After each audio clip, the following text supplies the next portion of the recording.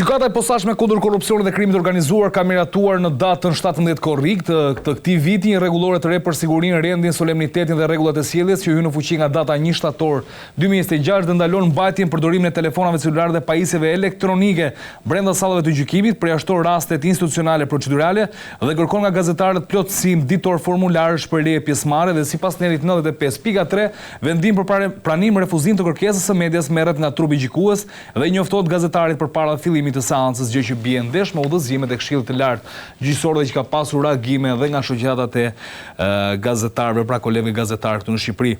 Ç'është ky avokat?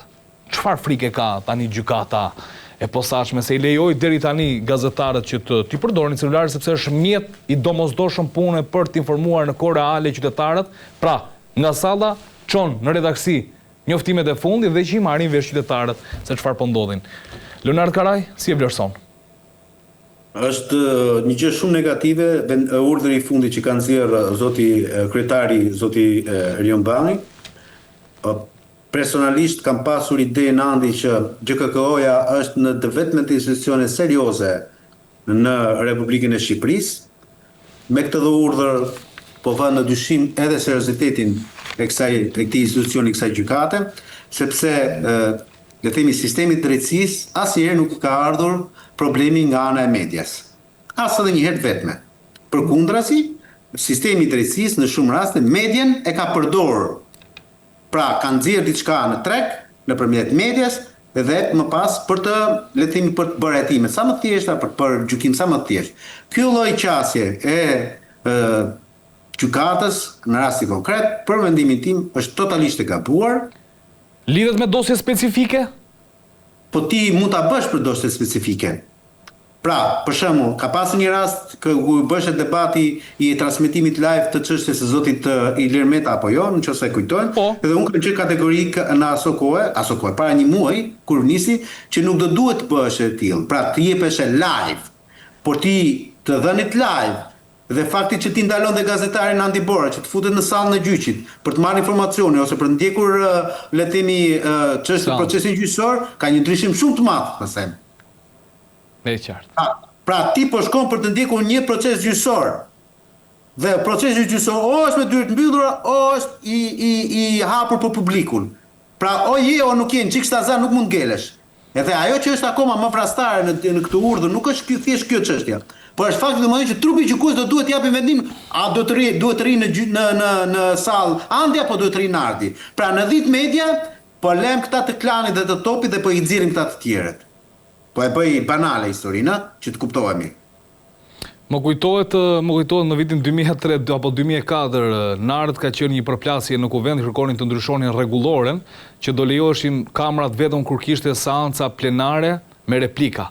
Dhe në asnjë seancë tjetër dhe që sigurisht në atë kohë kundërshtua fort nga opozita që drejtoi nga Sali Berisha dhe me sa duket tentativat her pas here për këto institucione duket se vijojnë, por që sigurisht duhet thënë që këto nuk i shërbejnë institucioneve demokratike dhe rrugëtimin që kërkon të ndjekë Shqipëria. Mjeti elektronik, celulari, sot është një mjet raportimi, mbajtje shënimesh dhe raportimi në kohë direkte i kolegëve gazetarë që qëndrojnë nga mëngjesi deri në darkë për punën tuaj aty. Kështu që thirrini mendjes dhe hiqni dorë nga këto udhëzimet e brendshme, këto rregulloret, dhe lërni kolegët aty të përdorin celularin se ndryshe edhe puna juaj nuk del në pa, po dhe ata lodhen sigurisht mbi bazën asaj pune që u kërkoni të reklamohet në dosje të ndryshme. Nard, diçka për të thënë? E fundit, e keqja është Andi që edhe ne si avokat, edhe neve, ta dish ti, nuk na lejohet në disa gjykata që të mbajmë me vete, të kemi me vete celularët në gjatë procesit gjyqësor. Pyetja që unë ngre dhe gjithmonë kam pyetur, i kam thënë gjyqtarëve ku kam shkuar. Mirë, po prokurori pse duhet ta ketë dhe unë jo? A jemi palë këtë lloj gjykimi neve? Ose ti si gjyqtar pse duhet ta ketë celularin dhe unë jo?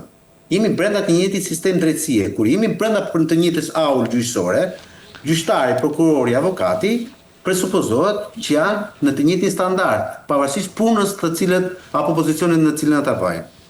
Në rast konkret po e them, unë në gjykatën administrative të shkallës parë në Tiranë nuk mund të futem me celularin. Është e pamundur. Në gjykatën e apelit nuk është e pamundur. Pra, ka disa gjykata të cilat ma kanë ndaluar dhe mua që jam profesionist i fushës. Tani, nga unë kaluan edhe te mediat. Deri nesër pas nesër do kalojnë edhe për te këtyre.